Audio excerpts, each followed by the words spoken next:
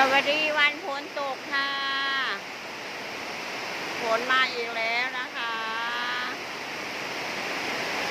ตกแห้งอยู่ค่ะหลังจากที่ฮ้อนก็เลยว่าเอ้าวันนี้คือฮ้อนแท้ฝนมาโตกอีกบ่โตกอีหลีค่ะนี่ค่ะแห้งอยู่นะเลยกระทำให้อากาศเย็นๆนะคะสบาย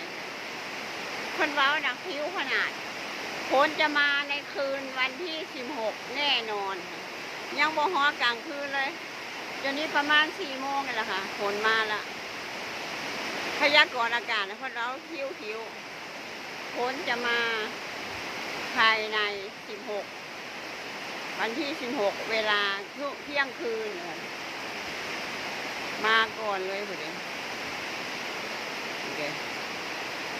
โอเคนะคะให้ชมแค่นี้ค่ะพอใจแล้วอากาศเย็นแล้วค่ะ